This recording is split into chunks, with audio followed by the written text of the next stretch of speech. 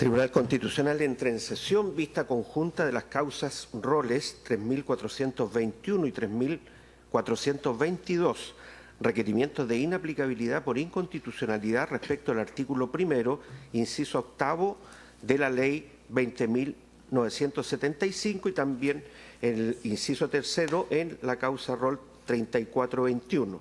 El Tribunal Constitucional advierte a los señores abogados que el ministro señor Nelson Pozo no concurre a la vista y fallo por haberse inhabilitado en la causa rol 3421.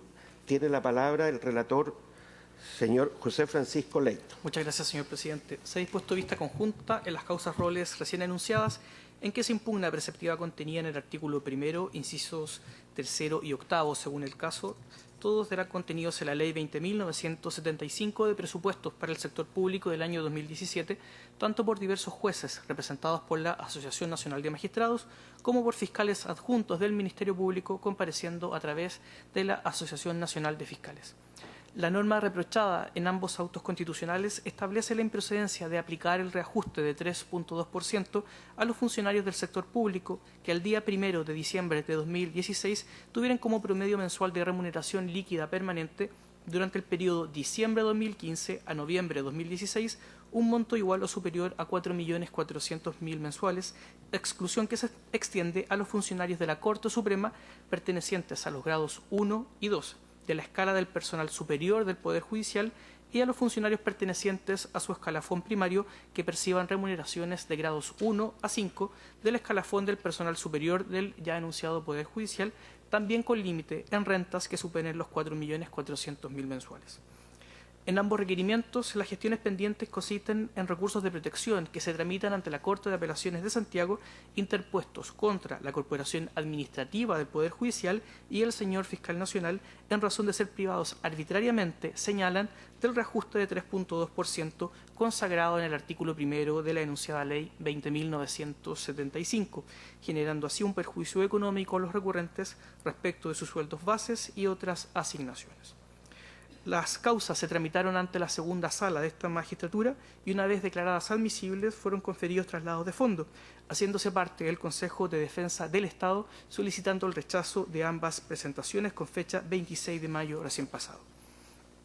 En cuanto a los capítulos de inconstitucionalidad alegados por las partes requirentes, estos se sintetizan en 4 apartados fundamentales. Uno primero, la preceptiva impugnada atenta contra el principio de dignidad humana consagrado constitucionalmente.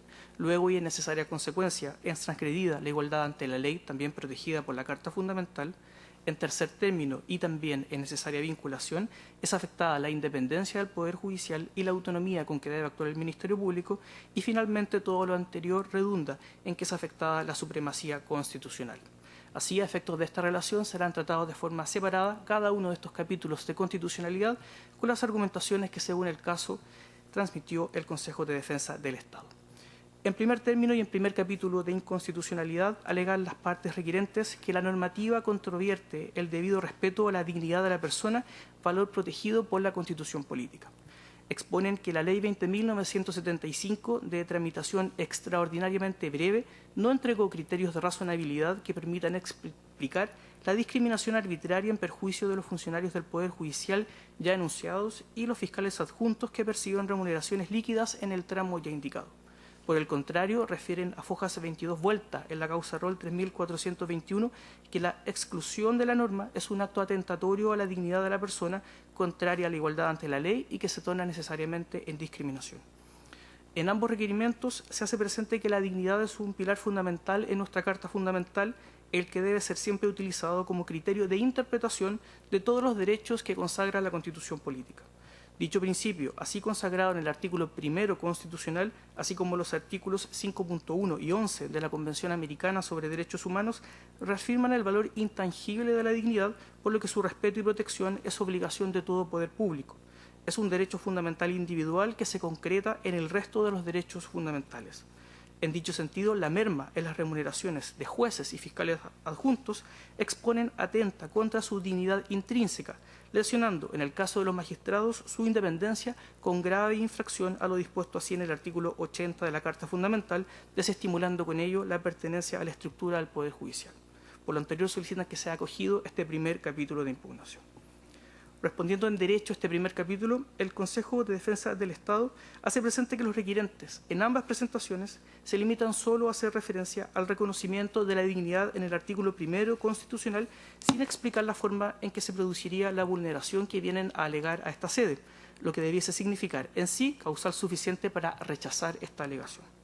Agrega que resulta a lo menos impropio que magistrados del Poder Judicial y fiscales adjuntos señalen que la falta de reajuste de un sueldo igual o superior a 4.400.000 pesos mensuales es una transgresión a la dignidad humana, entendiendo esta como un trato respetuoso con el individuo y sus garantías fundamentales, haciendo presente que en Chile, según el INE, el ingreso promedio de los ciudadanos es de aproximadamente 505.000 pesos mensuales.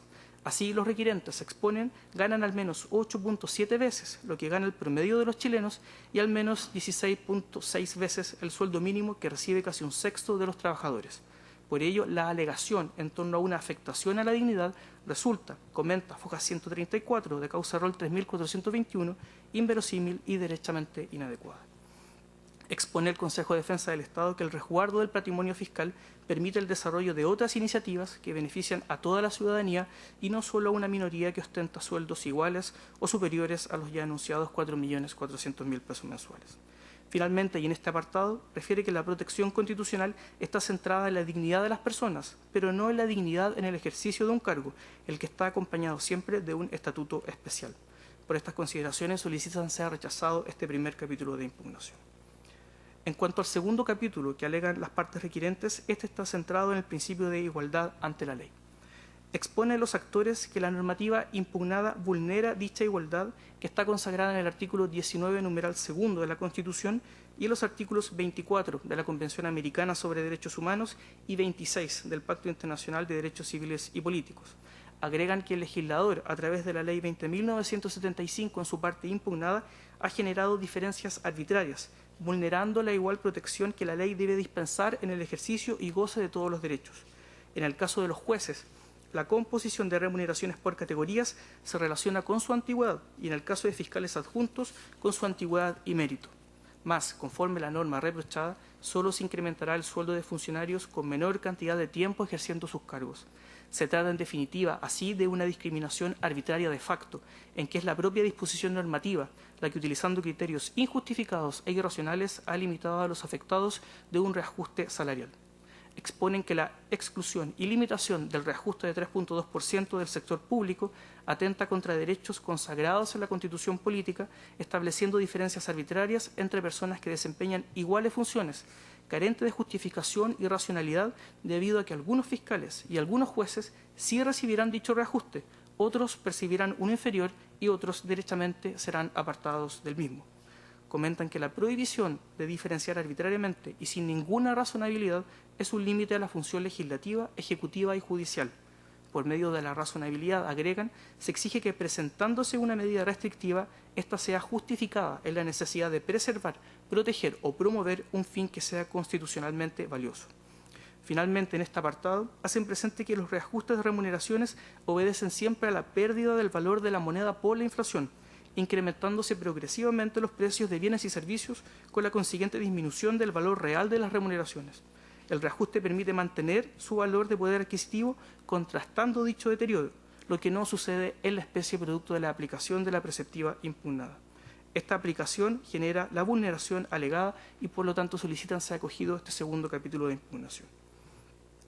En su traslado en derecho, el Consejo de Defensa del Estado se hace cargo de estas argumentaciones y solicita también el rechazo de las mismas. Conforme alegan los requirentes, se expone, con la preceptiva impugnada se afectaría la garantía de igualdad ante la ley, dado que se establecería una discriminación arbitraria carente de fundamentos y razonabilidad, perjudicando a diversos miembros del Poder Judicial y fiscales del Ministerio Público en razón de su remuneración. Agrega el Consejo de Defensa del Estado en este punto que, tomando como punto base la definición que ha entregado esta magistratura en torno a la igualdad ante la ley, debe considerarse que los recurrentes se encuentran en una situación remuneracional objetivamente privilegiada a la de otros magistrados y fiscales adjuntos, a los que sí se les aplica el reajuste. De esta forma, la existencia de condiciones objetivas diversas permite, al menos a priori, el establecimiento de regulaciones también diversas, en los términos que ha asentado este tribunal. Luego, en la evaluación del test para analizar la eventual lesión a la igualdad ante la ley, se tiene que el fin de la norma reprochada es legítimo, toda vez que ésta busca lograr un reajuste de las remuneraciones que sea capaz de conciliar la escasez de recursos del Estado con las necesidades de los ciudadanos, los compromisos de las reformas legislativas y las condiciones económicas del país. Los actores, expone el ente fiscal, hacen caso omiso al hecho de que todo reajuste de sueldos a los funcionarios del sector público tiene efectos relevantes en el presupuesto fiscal. Por ello, el legislador busca equilibrar entre los intereses de los funcionarios y los de la ciudadanía toda. En segundo término, y siguiendo el ejercicio del test, la norma se presenta como adecuada para lograr los fines perseguidos, puesto que la exclusión del reajuste a personas que tienen altas rentas concilia adecuadamente la necesidad de reajustar los sueldos de funcionarios de menor salario con el debido resguardo a los recursos del Estado. Finalmente, la preceptiva es razonable y proporcional. La mera existencia de una diferencia de tratamiento entre magistrados y fiscales que reciben una remuneración líquida igual o superior a 4.400.000 pesos y entre aquellos que perciben una menor no permite por sí mismo establecer una infracción a la garantía de igualdad ante la ley. Los actores no tienen debidamente presente en este apartado que el legislador tiene un amplio margen de discrecionalidad para regular el contenido de beneficios o remuneraciones y que incluso el proyecto de ley de reajuste traía una referencia expresa a la necesidad de cumplir con los compromisos con el sector público, pero resguardando siempre el patrimonio fiscal. Por lo anterior, solicitan el rechazo de este segundo capítulo. En cuanto al tercer grupo de denuncia de inconstitucionalidad planteada por las partes requirentes, este está centrado en que los preceptos que se impugnan en esta sede constitucional controvierten la independencia del Poder Judicial y la autonomía del Ministerio Público. En el caso del requerimiento causa rol 3421, es denunciada vulneración a la independencia judicial externa, consagrada en el artículo 76 de la Constitución. Exponen que la decisión de casos concretos por los jueces es sometida a la interferencia inadecuada de la política remuneracional que el gobierno de turno decide impulsar en relación con el ejercicio de la judicatura. La reducción de los ingresos reales de los jueces es un acto de fuerza en su contra. Una presión que exponen las fojas 27 vueltas de su presentación es de sentido ambiguo y altamente riesgosa para el Estado de Derecho, contraria a la política remuneracional que ha resguardado la debida independencia del Poder Judicial, dejándola lejos de los avatares de la política cotidiana. Luego, y en necesaria consecuencia, es vulnerada la debida inamovilidad de los jueces, consagrada en el artículo 80 constitucional. El menoscabo a la remuneración de los magistrados socava así un importante componente del Estatuto Constitucional, el que asegura su permanencia en el cargo mientras estos observen buen comportamiento y no mientras estén en condiciones de soportar sucesivos recortes de ingresos. Cuestión parecida es denunciada en la causa rol 3422. Exponen los fiscales adjuntos requirentes que con la normativa impugnada es afectada la autonomía de las funciones del Ministerio Público en su núcleo, en razón de las limitaciones impuestas por la preceptiva reprochada. Por lo anterior, solicitan sea acogido este tercer capítulo. El Consejo de Defensa del Estado también solicita el rechazo de este tercer capítulo. Responde que las excepciones contenidas en la Ley de Reajustes, en particular, inciso octavo del artículo 1, no son normas de aplicación exclusiva a magistrados y fiscales adjuntos, por lo que en caso alguno se está en presencia de un acto de fuerza o presión contra el Poder Judicial o el Ministerio Público, según el caso. Agrega que esta magistratura ha establecido que el reconocimiento constitucional de autonomía no obsta a la intervención del legislador en aspectos como el presupuesto institucional, puesto que ningún órgano es plenamente autárquico. Por lo anterior, solicitan la desestimación de este tercer capítulo. Finalmente, y en cuarto capítulo alegado, los requirentes señalan que las normas reprochadas atentan contra la supremacía constitucional. Los actores así denuncian vulneración al principio de que trata el artículo 6 de la Carta Fundamental. Refieren que los órganos del Estado deben siempre someter su acción a la Constitución y a las normas dictadas conforme a ella, cuestión que no es cumplida con la preceptiva que es reprochada en estos autos, puesto que con esto se ha vulnerado el principio de la dignidad de la persona humana, la igualdad ante la ley y se ha creado una discriminación arbitraria en los términos ya expuestos, cuestiones todas que generan la vulneración alegada en dichos términos. Finalmente, y haciéndose cargo de este cuarto capítulo de constitucionalidad, el Consejo de Defensa del Estado solicita que también sea desestimado. Expone que la preceptiva reprochada, al no afectar ninguna de las garantías previstas en la Constitución o en los tratados internacionales ratificados por Chile, no puede vulnerar dicho principio de forma alguna, conforme a lo anteriormente expuesto en las alegaciones de constitucionalidad. Por último, y en sus palabras finales, los actores hacen presente, a modo de exhorto final, que este Tribunal Constitucional, en la sentencia rol 2493, dio plena aplicabilidad al control de convencionalidad, lo que solicitan sea efectuado también en esta oportunidad, puesto que las infracciones a la Constitución política y a los cuerpos de derecho internacional ya expuestos son determinantes para la resolución de los recursos de protección que constituyen la gestión pendiente de estas acciones de inaplicabilidad. Concluyo señalando, señor presidente, que traído los autos en relación, se ha dispuesto vista conjunta para la sesión de pleno ordinaria del día de hoy, anotándose en forma para alegar las partes requirentes y el Consejo de Defensa del Estado. Muy bien. ¿Los señores abogados tienen observaciones que hacer a la relación? Muy bien. Si no es así, va a alegar en primer término por los requirentes, don Hernán Bocelán Correa, por 30 minutos. Si no puede concluir en ese, le otorgaremos una prórroga para ver las particularidades de cada caso. Adelante, por favor. Con la venia de Vuestra Excelencia, alego por los requerimientos a los cuales se ha referido el señor relator. No voy a repetir en este alegato, en la medida de lo posible, la relación, ni tampoco voy a reproducir textualmente lo que dicen los requerimientos, porque allí están los requerimientos y los tienen los señores y las señoras ministras, la tienen en su poder. Voy a tratar de referirme a las ideas esenciales desarrolladas en los requerimientos y trataré de profundizarlas.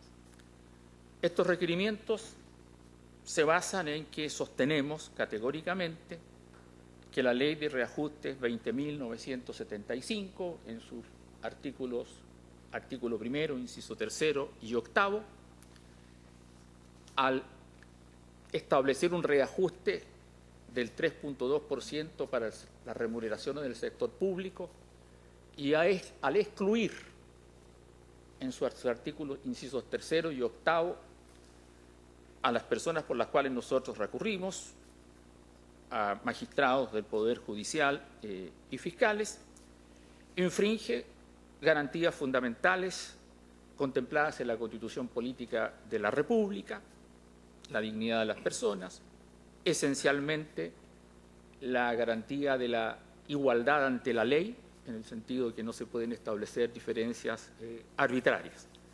Se infringen normas del Pacto de San José de Costa Rica, que dicen relación con la igualdad ante la ley, del Pacto Internacional de Derechos Civiles y Políticos. Estos requerimientos inciden en recursos de protección, en dos recursos de protección presentados en la Corte de Apelaciones de Santiago, que se dedujeron alegando que hay una infracción al artículo 19, numerales 2, 22 y 24 de la Constitución Política de la República. ¿Cómo se configura la situación de la arbitrariedad, de la diferencia arbitraria que hace la ley de reajuste al disponer el reajuste respecto de determinados servidores públicos y al excluir a las personas por las cuales nos estamos recurriendo de este reajuste? ¿Cómo podríamos nosotros sintetizar la arbitrariedad? En dos ideas fuerzas. Al excluirse a un sector de este reajuste, se hace una diferencia entre las personas que reciben el reajuste y los que no reciben. E incluso se produce una diferencia entre los propios jueces, los propios magistrados, porque hay magistrados que van a recibir este reajuste y otros no. Y hay fiscales que van a recibir el reajuste y otros fiscales que no van a recibir. ¿Cuál es la razón que ha tenido el legislador para establecer esta discriminación? No se conoce la razón por la cual se establece esta discriminación, ni se sabe cuál es la razón por qué se dispuso este congelamiento de las remuneraciones. La arbitrariedad queda clara si hacemos nosotros referencia a la historia del establecimiento de la ley 20.975, que para sintetizarla podríamos decir que es una historia de la ley que no tiene historia en esta materia. No tiene historia porque no dice cuál es la razón por la cual se congelan las remuneraciones. Este es un proyecto de ley que se presenta el 16 de noviembre del año 2016. Se dispone por la Presidencia de la República discusión inmediata y que es discutido en un solo día, el mismo 16 de noviembre, por la Cámara de Diputados y por el Senado. La Ley Orgánica del Congreso Nacional establece que cuando hay discusión ordinaria, hay un periodo de 6 días para discutir esos proyectos de ley. En este caso, se discutieron en algunas horas del día 16 de noviembre. ¿Qué dice el mensaje de la Presidencia de la República o de la Presidenta? Dice que vienen a proponer un reajuste porque ha tenido una conversación, un diálogo, una mesa de conversación con representantes del sector público y que, atendida a la situación de desaceleración económica y de estrechez fiscal, propone un reajuste de 3.2%. Y a continuación, porque son aproximadamente 16 líneas de motivación de ese mensaje, viene el proyecto de ley. Está todo el texto del articulado. ¿Se da en el mensaje alguna razón por la cual no se aplica este reajuste respecto de las personas o funcionarios o jueces o fiscales a que se refieren el inciso 3º y el inciso 8º del artículo 1º en el mensaje? ¿Hay alguna mención? No. Solamente hay una mención muy breve por qué razón se reajusta en un 3.8%, 3.2%. No hay ninguna consideración, ninguna reflexión sobre este congelamiento.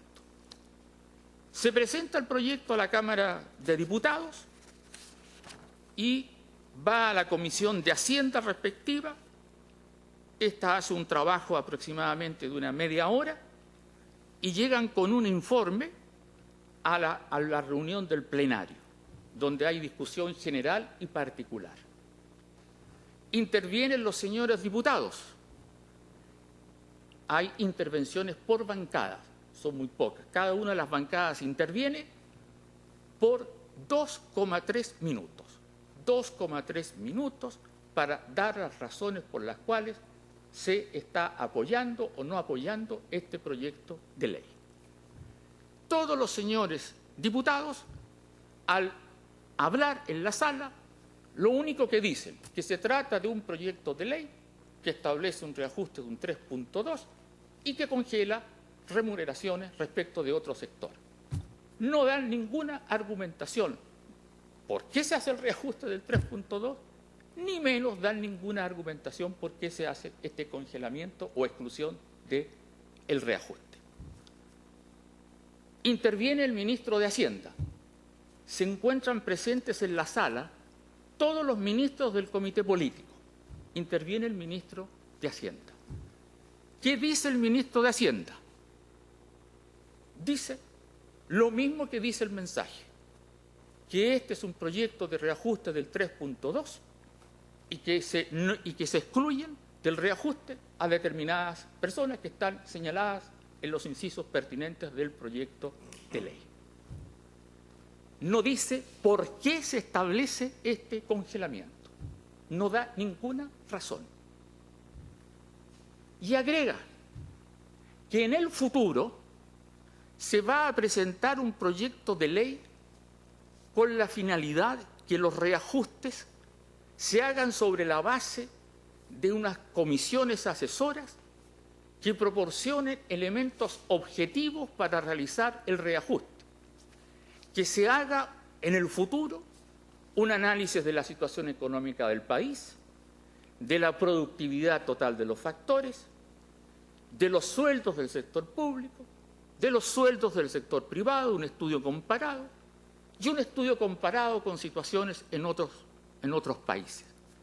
Que esto se va a proponer en el futuro porque los reajustes tienen que hacerse sobre la base de elementos objetivos, de lo cual se deduce que no hay en esta proposición de ley elementos objetivos de ninguna especie, ni para proponer el reajuste del 3.2, ni mucho menos para establecer la exclusión del reajuste.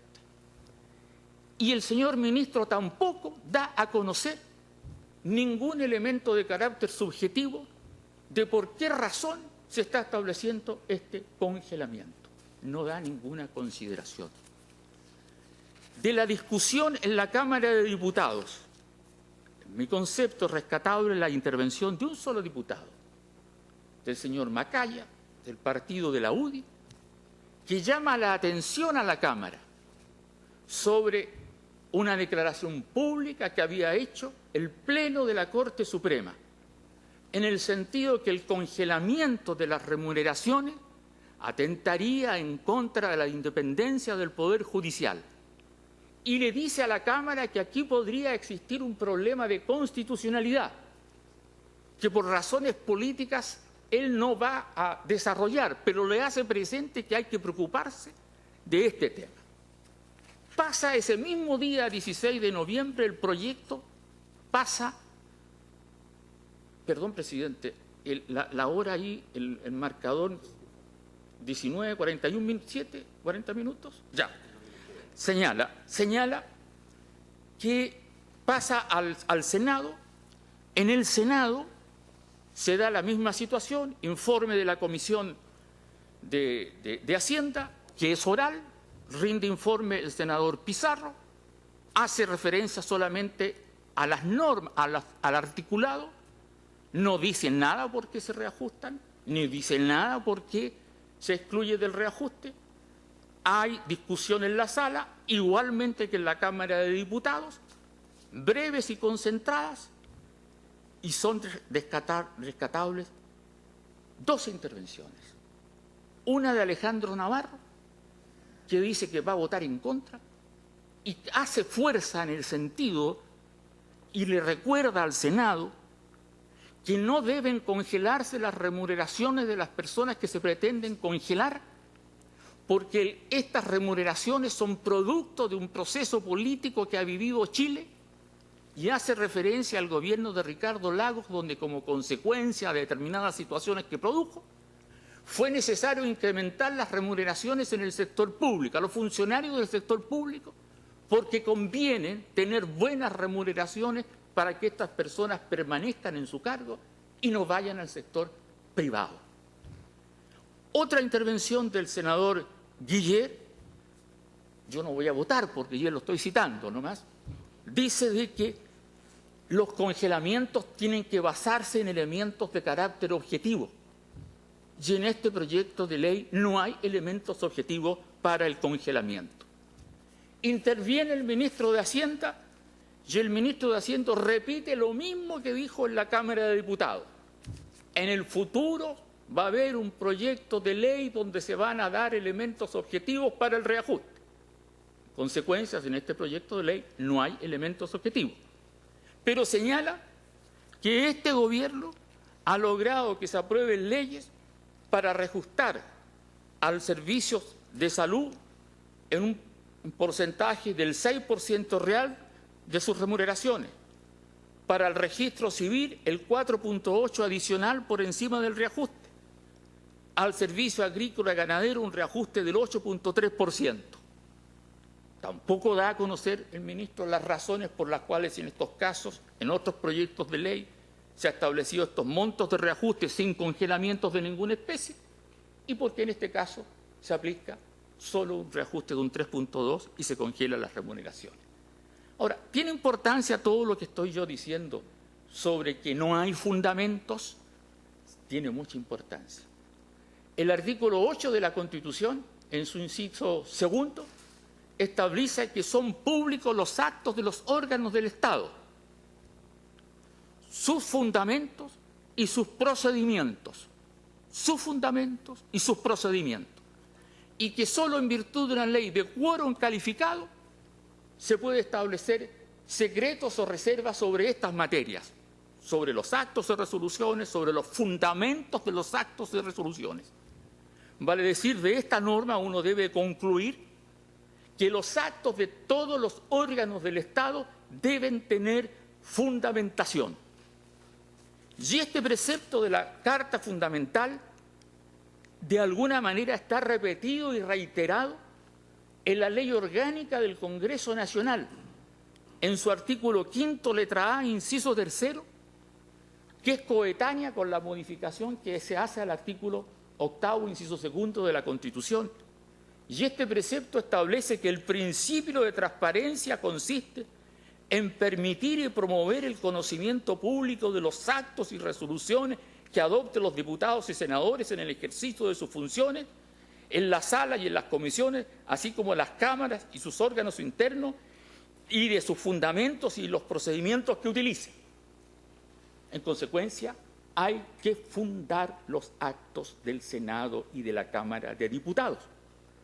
Y el artículo 14 de la Ley Orgánica Constitucional señala que los fundamentos de los proyectos deberán acompañarse en el mismo documento en que se presenten, conjuntamente con los antecedentes que apliquen los gastos que pudieran importar, el monto de los gastos y sus fuentes. Dice el artículo 14 que deben fundarse los proyectos de ley, en armonía con el artículo 8, inciso 2 de la Constitución. Y aún más, el reglamento de las cámaras, y con mucha claridad el reglamento de la Cámara de Diputados, en su artículo 13, dice que en todo proyecto que requiere trámite legislativo debe acompañarse, adjuntarse un informe técnico en que se consignen los fundamentos que justifiquen legislar sobre la materia y los elementos de juicio que resulten indispensables para una mejor comprensión. En consecuencia, tienen que motivar los proyectos de ley, tienen que justificar y fundarlos. Si no hay fundamentos en las leyes de ninguna especie, que este es el caso respecto del congelamiento, hay que concluir que hay arbitrariedad, porque ese es el concepto de arbitrariedad, cuando no hay fundamento, cuando obedecen a la sola voluntad. Y se puede fundar con posterioridad al proceso legislativo la ley, se puede fundar ex post, se puede fundar por un informe del Consejo de Defensa del Estado, no puede fundarse, porque el proceso legislativo se basta a sí mismo y el Consejo de Defensa del Estado no forma parte del proceso legislativo. Y en consecuencia lo que pudiera decirnos hoy día o nos dijo en su traslado no tiene el mérito de servir de fundamento al proyecto de ley. No puedo fundarlo yo y yo intuir conjeturar cuáles habrían sido las razones por las cuales se ha congelado. ¿Puede fundarse una ley o un proyecto de ley en el propio articulado? ¿Los propios artículos de una ley sirven de fundamento? Yo creo que no, porque sería una confusión de carácter conceptual. De acuerdo con la Ley Orgánica del Tribunal Constitucional, presentado el requerimiento, se ofició al Presidente de la República, Senado y Cámara de Diputados, que podría decir sería el instante en que podrían dar alguna razón de sus dichos del proyecto de ley. No informaron nada sobre la materia, por lo cual hay que concluir que, faltando fundamento, el único apoyo de esta ley es la sola voluntad de los diputados, senadores y presidentes de la República. Y esta es la discriminación en un Estado de derecho. El fundamento debe estar en el acto mismo, porque así funciona la democracia. La democracia necesita, en un Estado de derecho, que las autoridades funden sus actos. La autoridad judicial funda sus actos, la autoridad administrativa funda sus actos y la autoridad política también debe fundar sus actos, y aquí no lo ha hecho. A falta de estos fundamentos, el Consejo de Defensa del Estado, al evacuar el traslado, dice que el fundamento estaría porque resulta claro, y esto repito lo que dice el Consejo de Estado, que resulta claro que la decisión de no reajustar los sueldos más altos tiene como claro objetivo el permitir el reajuste adecuado y al mismo tiempo resguardar las arcas fiscales de tal manera de poder utilizar los referidos recursos para la ejecución de otros compromisos asumidos por el gobierno, tales como las reformas legislativas impulsadas en el último periodo y que precisamente buscan beneficiar a toda la ciudadanía, de tal manera que se resguarda el patrimonio fiscal para permitir el desarrollo de otras iniciativas. Y por eso se hace este congelamiento. Veamos si esto es verdad o no. Esto no corresponde porque no tiene los dichos del Consejo de Defensa del Estado ningún respaldo fáctico. De hecho, que diga que estos recursos se destinan a financiar otros proyectos, pero no basta que diga otros proyectos. ¿Cuáles específicamente? No señala. ¿Saben, señorías, excelencias, cuánto significa la ejecución de la ley este año, de la ley de reajuste en su totalidad? 461.251 millones de pesos, según informe financiero elaborado por la Dirección del Presupuesto, Ministerio de Hacienda, el 16 de noviembre del 2016, que está en la historia de esta ley dada por el Congreso Nacional. Significa 461.251 millones el reajuste del 3.2. ¿Qué habría significado que no se produjera este congelamiento respecto a las personas por las cuales se ha recurrido? Respecto de cada uno de ellos, significaría percibir un reajuste, una suma adicional entre 145.000 pesos y 150.000 pesos más. Son aproximadamente los jueces afectados, en general, 1.150. De los recurrentes solamente han recurrido 800. Y a eso agregamos los fiscales, que nos da una suma global de 890 personas. Si multiplicamos 145.000 o 150 por 890, redondeándola, mensualmente significa aproximadamente 5.000 unidades de fomento. Y esto habría que multiplicarlo por 12 meses y nos daría lo que significaría este reajuste durante un año. ¿Cuánto significaría entonces en relación a la suma global de todo el reajuste de 461.000 millones al año? No alcanza a sumar. Bastaría que en vez de decir 461.000 millones, dijera 462.000 millones y el proyecto estaba totalmente financiado. Y en consecuencia, estas 5.000 unidades de fomento mensuales que consistiría si se hubiera pagado este reajuste, yo le digo al Poder Legislativo, ¿qué presupuesto, qué otros proyectos de ley de este gobierno se podrían haber financiado con esta cantidad de dinero? Racionalmente, no hay ninguna materia que se podría haber financiado con esta materia. No hay racionalidad. El segundo elemento, ¿por qué hay discriminación arbitraria, diferencia arbitraria? Porque se rebajan en el fondo las remuneraciones. La ley no dice que se rebajen las leyes expresamente las remuneraciones. Pero ¿qué es lo que es la inflación? La inflación es un proceso de pérdida del valor de la moneda, de pérdida del valor adquisitivo del peso. En consecuencia de esta pérdida del valor adquisitivo del peso, mensualmente se pueden comprar menos bienes y servicios. Como no se da reajuste, y el reajuste lo único que pretende es compensar la pérdida en el poder adquisitivo, al congelarse y al no darse reajuste, se consolida una situación de pérdida, de merma en las remuneraciones, que se va a proyectar para el futuro. Y se produce una pérdida. Y esta pérdida, el fenómeno de la inflación, afecta en igual sentido a todas las personas que reciben ingresos fijos de sueldos o remuneraciones.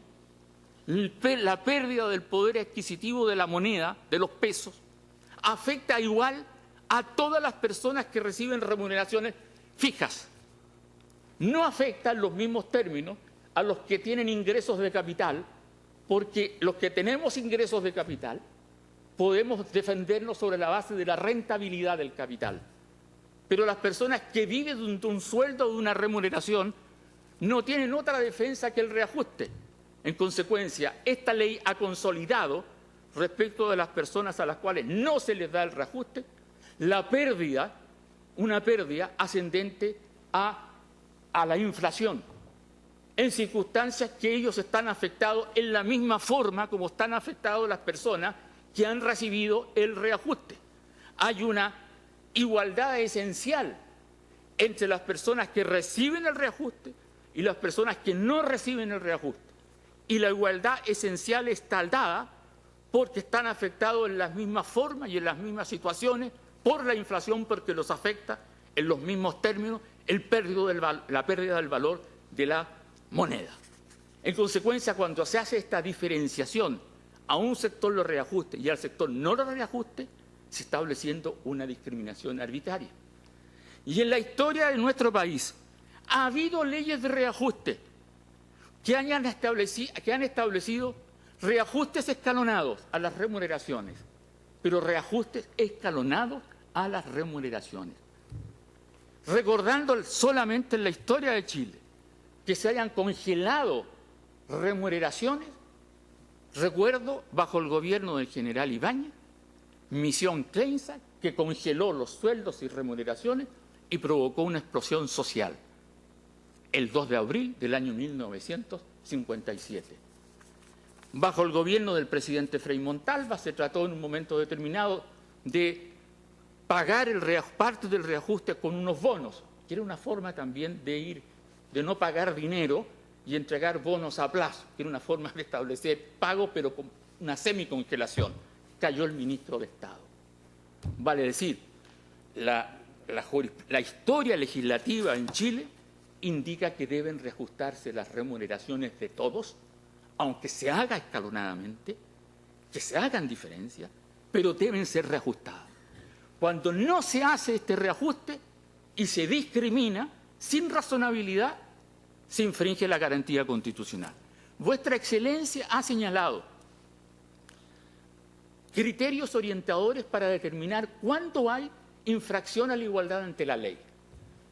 Y aquí no quiero atribuir ninguna autoría, me baso en un trabajo del profesor Jorge Correa Sutil, donde analizando la jurisprudencia de este Tribunal Constitucional, analiza los criterios orientadores. Y los voy a analizar los 5 criterios orientadores que señala este profesor, que lo extrae de vuestros fallos, y otros 2 criterios orientadores que señala en un trabajo el profesor Rodolfo Figueroa, que también extrae del Tribunal Constitucional. Dice, el primer requisito para que no haya diferencias arbitrarias, dice, enunciación y examen del primer requisito para que una diferencia pueda juzgarse razonable.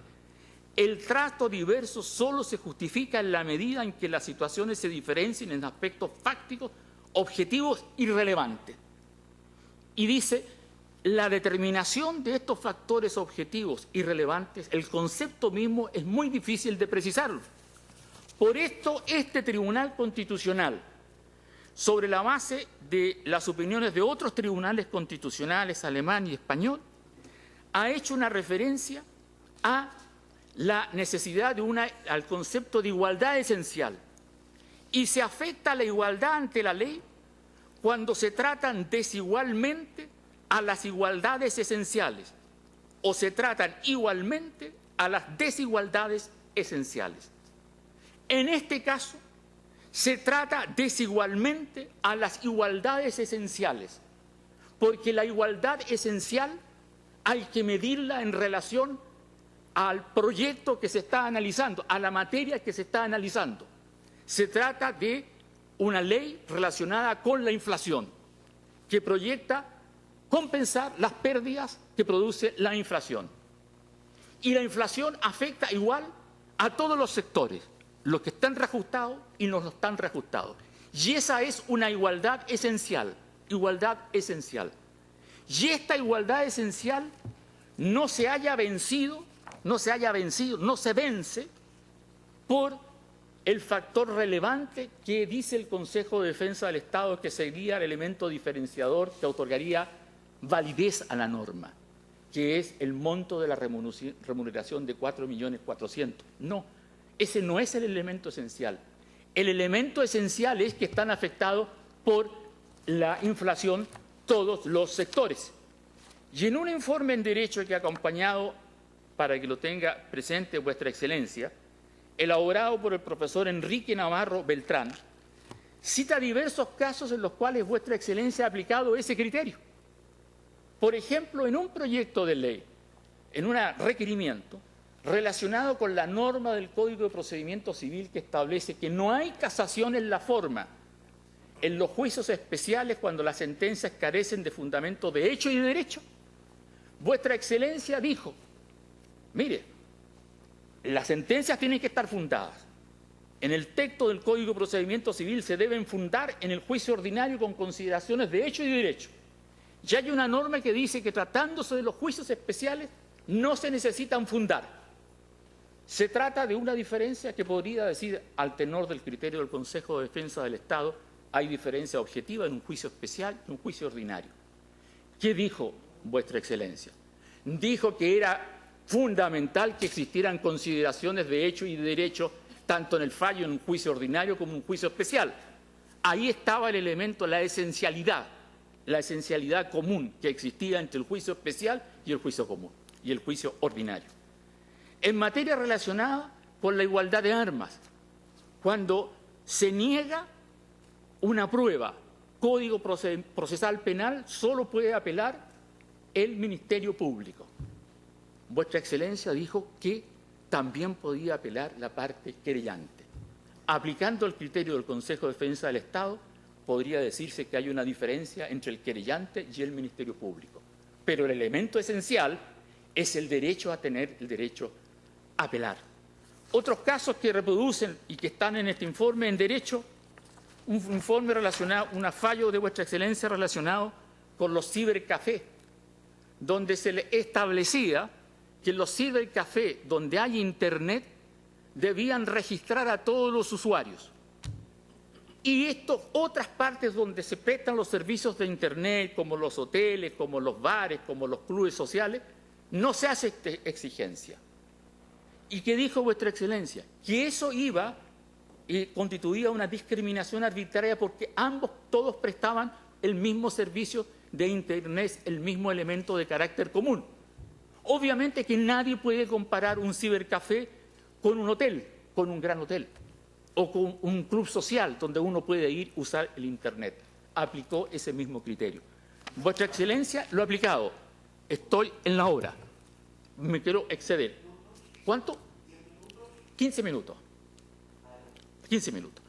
El otro elemento de juicio que señala Vuestra Excelencia y que analiza Jorge Correa, que ha considerado Vuestra Excelencia, dice: enunciación y examen del segundo requisito, para que la diferencia no sea arbitraria, no pueda fundarse en un propósito de hostilidad hacia un sector determinado, hostilidad hacia un sector determinado.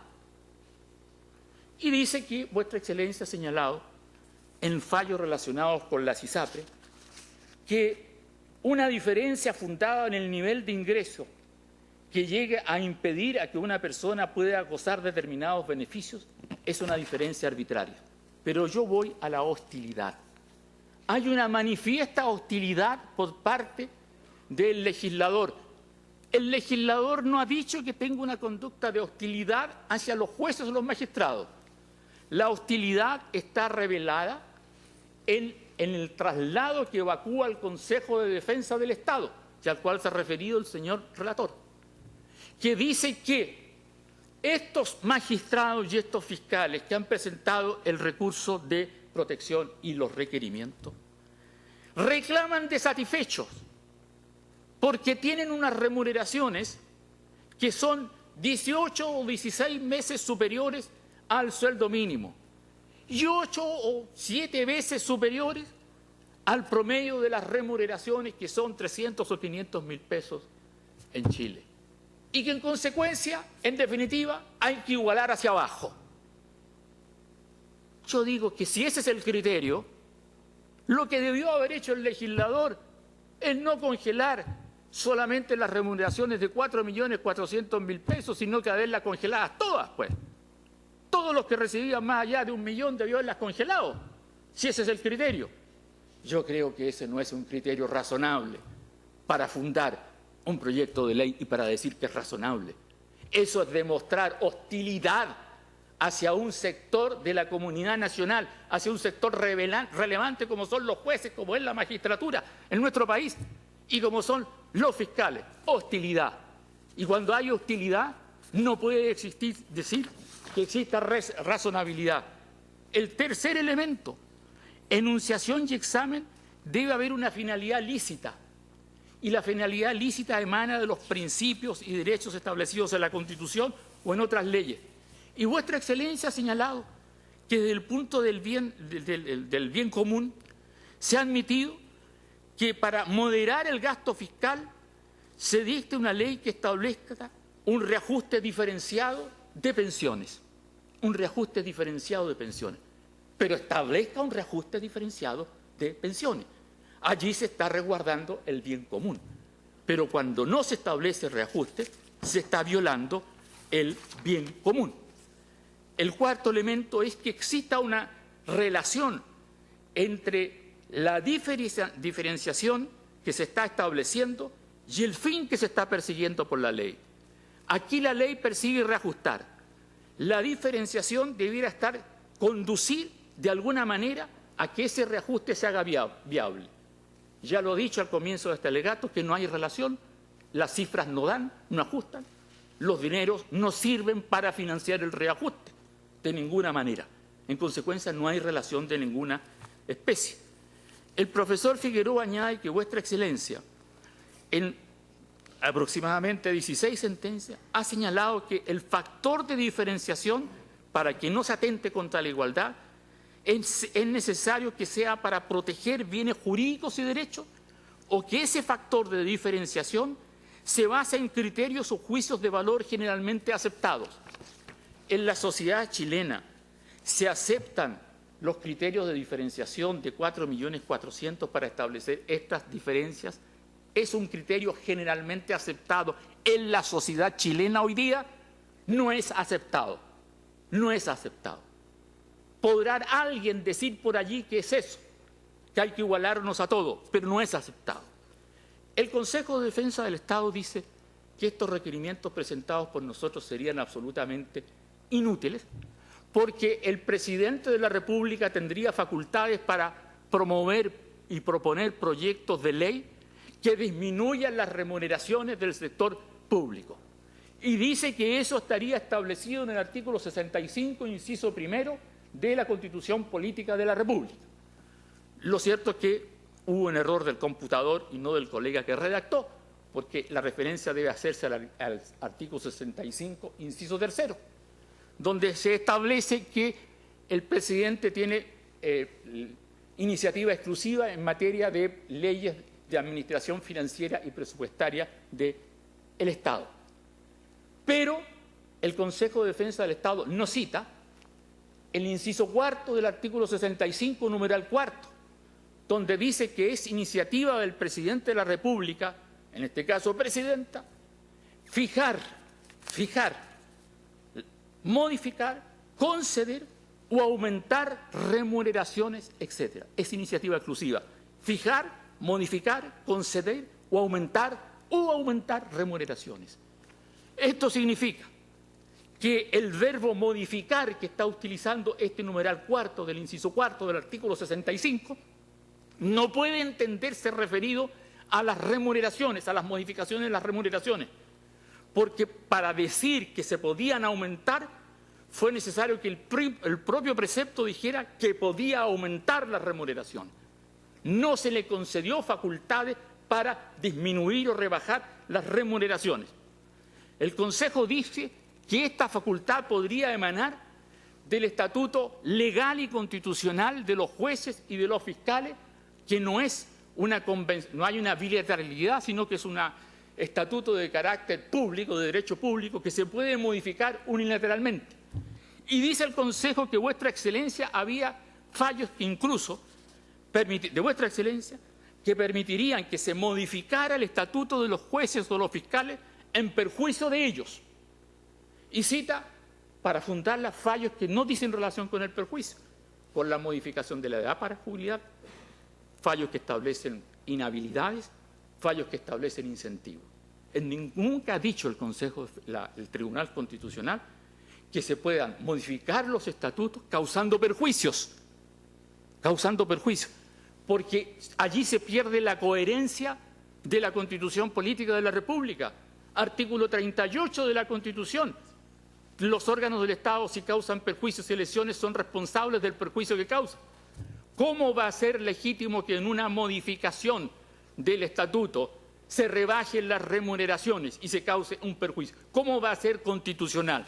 Nos parece a nosotros que no es acertado lo que sostiene el Consejo de Defensa del Estado.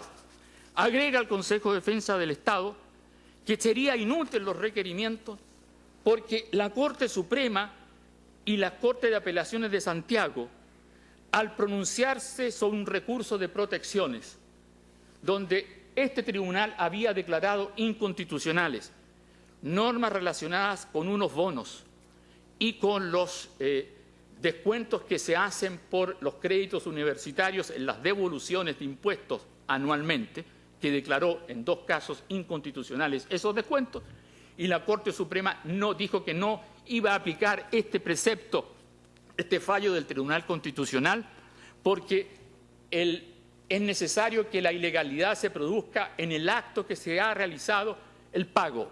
Pero los casos que coloca el Consejo de Defensa del Estado se refiere a bonos que se han pagado en una única oportunidad y no se refieren a las remuneraciones, porque las remuneraciones no se pagan de una sola vez, sino se pagan mensualmente. Y cada vez que se pagan mensualmente las remuneraciones, se está cometiendo el acto arbitrario permanente. Los jueces y los fiscales no reciben el pago anual en un solo acto, lo van recibiendo mensualmente. En consecuencia, el atentado contra la Constitución se produce mensualmente. Y cita el Consejo de Defensa del Estado a su favor un fallo de Vuestra Excelencia que habría dicho que el reajuste de las pensiones del sistema antiguo, bueno, está bien, aunque no se conceda reajuste para las pensiones del sistema del Decreto Ley 3.500. Pero el tribunal lo dijo porque eran sistemas jurídicos distintos. Uno sistema de reparto y otro sistema de capitalización. No viene al caso la invocación que hace el Consejo de Defensa del Estado. ¿Se afecta o no, Excelencia, la independencia del Poder Judicial y la autonomía del Poder Judicial? Tanto en el nivel de la doctrina, con el nivel de trabajos de tribunales constitucionales en el mundo, en Venecia, han establecido que la independencia del Poder Judicial es un bien esencial y que las remuneraciones es un elemento esencial para resguardar la independencia, y yo agrego la autonomía del Ministerio Público, porque las remuneraciones hacen que las personas puedan desempeñar los cargos con dignidad. Cuando el Consejo de Defensa del Estado dice que no ve cómo se afecta la dignidad de los magistrados y los fiscales por el tema de las remuneraciones, porque el derecho establecido fundamental en el artículo 1, inciso 1 de la Constitución, hace referencia a las personas y no a los cargos públicos, yo creo que se afecta claramente la dignidad de todo un poder del Estado y se afecta la dignidad de los señores jueces y los señores fiscales cuando se les menoscaba sus remuneraciones en los términos que he señalado. Reiteradamente la doctrina nacional y extranjera señala que es consustancial a la independencia una estabilidad de las remuneraciones. Hay normas de otras constituciones, la Constitución norteamericana y argentina, que prohíban las remuneraciones. Hay declaraciones de las Naciones Unidas, de los comités permanentes, que dicen que no se pueden rebajar las remuneraciones y están contenidas en el informe en derecho a la cual he hecho referencia. Como se me está acabando el tiempo, quiero terminar, Excelencia, con una frase que no es mía, con un texto que es del Federalista, famoso texto que se utilizan los profesores de Derecho Constitucional, que dice: después de la permanencia en el cargo, Nada puede contribuir más eficazmente a la independencia de los jueces que el proveer en forma estable a su remuneración. La disposición relativa al sueldo de los jueces presenta todas las características de la prudencia y la eficacia, y puede afirmarse con seguridad que, unida a la permanencia en el servicio, asegura la independencia judicial mejor que las constituciones de cualquier Estado en lo que respecta a los propios jueces. Y eso es así. Y es así también relacionado con los fiscales del Ministerio Público. Es necesario un grado de autonomía. No estamos diciendo nosotros que el Ministerio Público que sea una autarquía. No, estamos diciendo que en el juego y compensación de poderes dentro de una democracia debe existir un trato respetuoso respecto a las otras autoridades. Y el Poder Legislativo debe respetar al Poder Judicial y debe respetar al Ministerio Público. Por todas estas razones, Excelencia, nosotros presentamos estos requerimientos y pedimos que sean acogidos tal como los mismos están presentados.